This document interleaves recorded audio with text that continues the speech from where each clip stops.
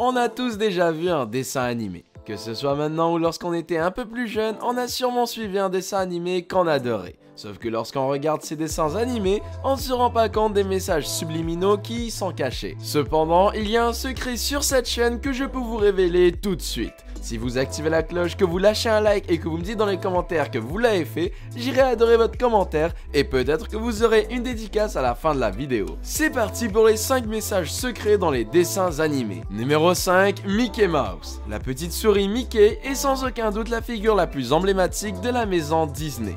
Ils en sont tellement fiers qu'à chacun de leurs films, si vous portez bien attention à ce film, vous verrez la petite souris apparaître. Le personnage est littéralement partout, dans toutes les œuvres et dans tous les projets où s'implique Disney. D'ailleurs, le parc d'attractions Disneyland a été construit à son honneur. À chaque film Disney, vous pourrez apercevoir Mickey Mouse caché ou peut-être quelque chose de plus subtil, comme par exemple la forme de la tête de Mickey, ses oreilles ou des personnages qui nous rappellent le monde de Mickey. Numéro 4, le monde de Disney. On a vu que Disney aimait bien faire des références à Mickey dans ses films. Et bien cela ne s'applique pas seulement à Mickey, puisque les réalisateurs de Disney font souvent apparaître subtilement des personnages provenant d'autres films de Disney.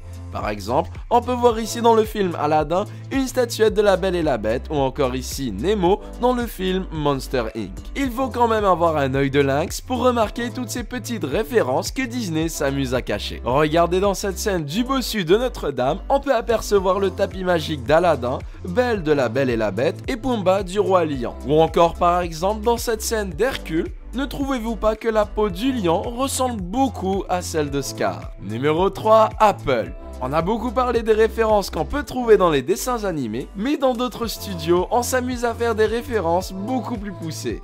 Comme par exemple dans le film Cars du studio Pixar, on peut voir le logo de la marque Apple sur le capot de la voiture.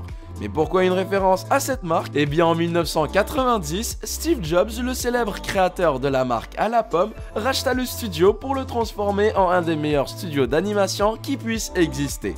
Lorsque le studio passa ensuite aux mains de Disney, la tradition de lui rendre hommage continua. Ainsi, on peut voir les jouets de Toy Story 3 utiliser Safari sur un Mac pour faire une recherche internet. Et encore, on sait très bien que Disney nous cache beaucoup d'autres surprises. Numéro 2, A113. Regardez attentivement ces images, je crois que comme moi, vous voyez apparaître plusieurs fois le code A113. Mais qu'est-ce que ce code ou ce symbole qui semble apparaître si souvent peut bien vouloir dire? Les spectateurs les plus attentifs ont découvert que ce code revenait beaucoup trop souvent et ont commencé à se questionner.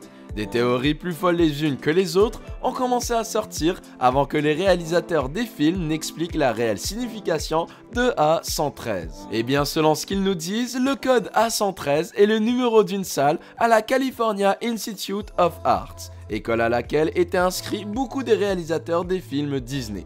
La plupart des personnes qui réalisent les dessins animés que vous regardez aujourd'hui ont reçu leur premier cours en conception graphique dans cette salle.